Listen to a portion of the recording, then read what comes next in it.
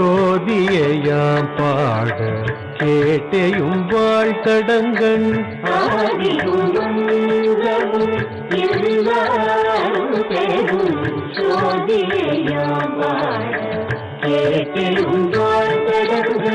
மாதே வளருதியோ மாதே வளருதியோ செவியோ நின் செவிதான் மாதே வளருதியோ செவியோ நின் செவிதான் மாதேவன் வார்கழல்கள் வாட்டிய வாழ்கோலி போய் மாதேவன் வார்கழல்கள் வாட்டிய வாழ்கோலி போய் வீதி வாய் கேட்டலுமே விம்மி விம்மினை மறந்து வீதி வாய் கேட்டலுமே விம்மி விம்மினை மறந்து போதரமணியின் மேல் நின்றும் புரண்டிங்கன் போதரமணியின் மேல் நின்றும் புரண்டிங்கன் ஏதேனுமாக கிடந்தாள் என்ன என்ன ஏதேனுமாக கிடந்தாள் என்ன இதே என் தோழி பரிசேலொரெம்பாவாய் இதே என் தோழி பரிசேலொரெம்பாவாய்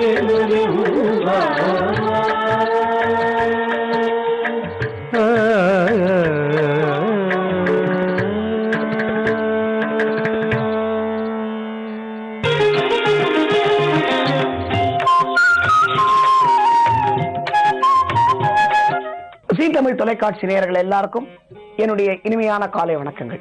வழக்கம் போல இந்த ஒளிமயமான எதிர்காலம் நிகழ்ச்சியிலே நாம் நமக்கெல்லாம் ஒளிமயமான எதிர்காலம் அமைய வேண்டும் என்பதற்காக தொகுக்கப்பட்டிருக்கும் இந்த வரம் தரும் ஆலயங்கள் தொகுப்பிலே நாம் இன்றைக்கு பார்க்க இருக்கும் ஆலயம் ரொம்ப ஒரு அருமையானது ஆலயம், ஒரு சக்தி வாய்ந்தது ஒரு ஆலயம்.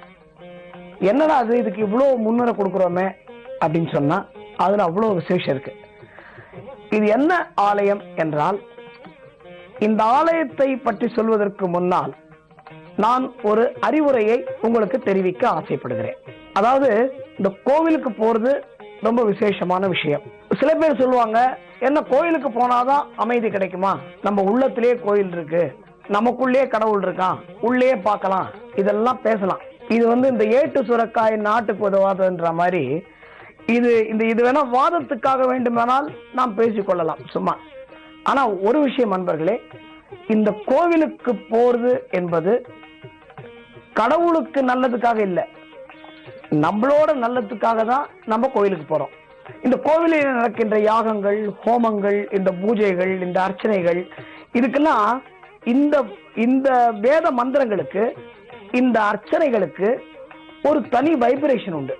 நீங்க அதை பார்த்தாலும் தெரியும். நீங்க யாராலும் ஒருவர் கார்த்தால எழுந்த உடனே நீங்க குளிச்சுட்டு, உங்களது காலை வேலைகள் எல்லாம் முடிச்சுட்டு, நீங்க குளிச்சுட்டு ஒரு 5 நிமிஷம் தியானம், வீட்டுல 5 நிமிஷமோ 10 நிமிஷமோ உங்களால முடிஞ்ச அளவு தியானம் செய்துவிட்டு கோவிலில் இருந்து நீங்கள் தொடங்கினால் அந்த நாள் முழுக்க உங்களுக்கு ஒரு புத்துணர்ச்சியோட இருக்கும். அதுல ஒன்றும் சந்தேகமே இல்லை, அது எந்த கோவிலாக இருந்தாலும் சரி. அப்போ இந்த கோவிலுக்கு போறத தடுத்து நிறுத்துறதுன்னு சில குவாலிட்டி உண்டு. சில பேர் இந்த கோவிலுக்கு போகும்போது எதுக்கு அந்த கோவிலுக்கு போறேன்னு, அது சம்பந்தப்பட்ட ஆலயம்தான் நாம் இன்றைக்கு பார்க்க போகும் ஒரு வித்தியாசமான ஆலயம். இப்போ இறைவனை வணங்குவதை இந்த தடுக்கிறது அப்படின்னு இருக்கு பாத்தீங்களா, அது மகா பெரிய பாவமா. நீ கோவிலுக்கு போகாம கூட இருக்கலாம், அது உனக்கு பாவம் ஆகாது. ஆனா ஒரு கோவிலுக்கு போகணும், கடவுளை போய் பார்க்கணும்னு ஆசைப்படுறான் பார், அவனை தடுத்தேன்னா அது மகா பெரிய பாவமா. இந்த பாவம் யார பிடிச்சது தெரியுமா? இன்றைக்கு நாம் வணங்கி கொண்டிருக்கும் சூரியனையே இந்த பாவம் பிடிச்சது. ஆச்சரியமா இருக்குல்ல? அதுதான் இந்த கதை. என்ன அப்படின்னா, சூரியன் எல்லாருக்கும் தெரியும். இந்த சூரியனுக்கு ஒரு வித்தியாசமான தேர் உண்டு. அந்த தேரை ஓட்டுறது அருணன்னு ஒரு பேரு. அந்த தேரோட்டி பேரு அருணன். உங்களுக்கு புரியுற மாதிரி சொன்னா, அந்த தேரை ஓட்டுற டிரைவர் பேரு அருணன். அதாவது சூரியனோட டிரைவர் அருணன். அவனுக்கு என்னன்னா கொஞ்சம் அங்கஹீனம் உண்டு. அதாவது கொஞ்சம் அங்கஹீனம்னா கொஞ்சம் கால் சாட்சி நடக்கிற மாதிரி ஒரு அங்கஹீனம் உண்டு. இதுல இந்த கதையிலே நாம் இன்னொரு கருத்தும் சொல்லியாக வேண்டும். இந்த இறைவனை பார்க்க போகும்பொழுது தடுக்கக்கூடாது என்று ஒரு கருத்து. இரண்டாவது விஷயம், இந்த ஊனமுற்றவர்களை கேலி பண்ணக்கூடாது. அவங்களை எந்த ஊனம் அவர்களுக்கு இருந்தாலும் சரி, அவங்க கெட்டவங்களாவே இருந்தாலும் சரி, அல்லது அவங்க நம்மளோட எதிரிகளாவே இருந்தாலும் சரி, அந்த ஊனத்தை குறை கூறக்கூடாது என்பதற்கு உதாரணம் இந்த கதை.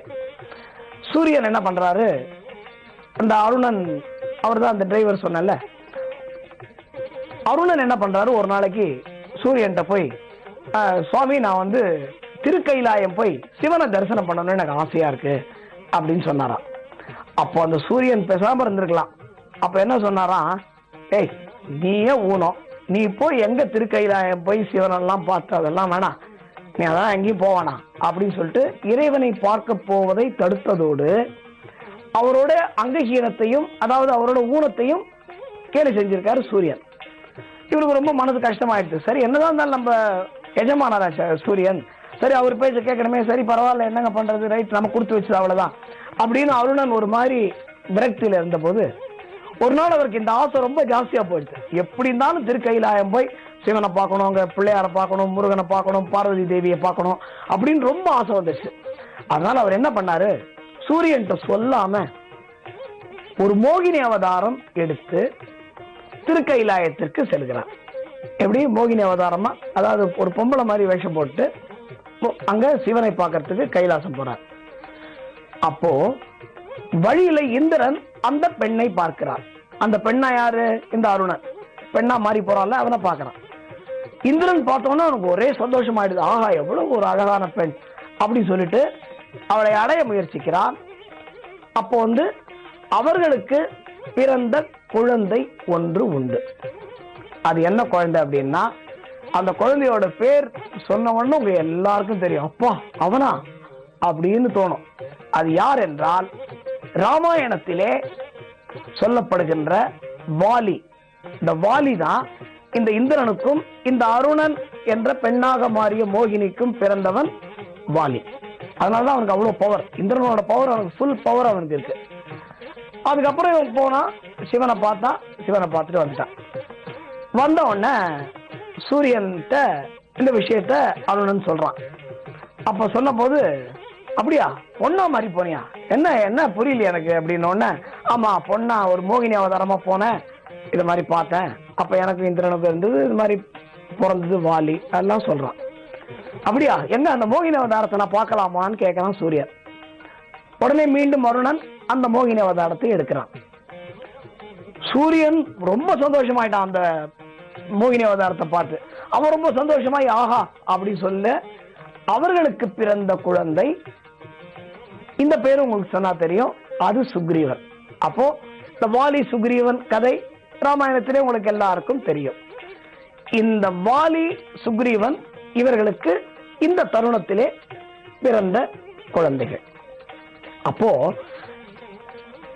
சிவனுக்கு என்ன கோபம் அப்படின்னா, தன்னை பார்க்க வந்த பக்தனை வந்து சூரியன் தடுத்தான்ல, அதனால அந்த சூரியனுக்கு சிவனும் பார்வதி சேர்ந்து ஒரு சாபம் கொடுக்குறாங்க. என்ன அப்படின்னு சொன்னா, 7 வருஷ காலம் மேக மண்டலத்துல எங்களோட விக்கிரகத்தை வச்சு நீ பூஜை பண்ணணும், அது வரைக்கும் உனக்கு ஒளி கிடையாது அப்படின்னு சாபம் கொடுக்குறாங்க. எவ்வளவு, 7 வருஷ காலம். அப்போ 7 வருஷ காலம் சூரியனுக்கு ஒளி போயாச்சு, லைட் கிடையாது. அப்போ இந்த 7 வருஷ காலம் சூரியனால பொறுமையா இருக்க முடியல. அது உடனே நடுவுல என்ன பண்றான், நடுவுலயே போய் ஒரு நாள் போய், என்னங்க எனக்கு இவ்வளவு நாள் சாபம், எனக்கு கொஞ்சம் தயவு செஞ்சு நீக்கி வைங்க, அந்த சாபத்தை போக்குங்க அப்படின்னு சொன்ன உடனே பார்வதிக்கு பயங்கர கோபம் வந்துருச்சு.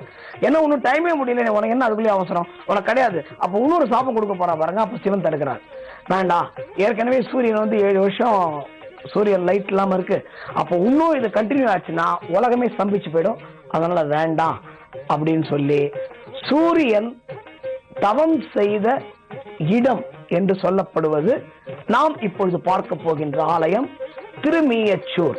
இந்த ஆலயம் எங்கே இருக்கிறது மற்றும் இந்த ஆலயத்தில் மற்றொரு சுவையான கதை ஒன்று இருக்கிறது, ஒரு பவர்ஃபுல்லான தெய்வம் ஒன்று இருக்கிறது, அதை நாளை பார்ப்போம் என்று சொல்லி விடைபெறுகிறேன். வணக்கம்.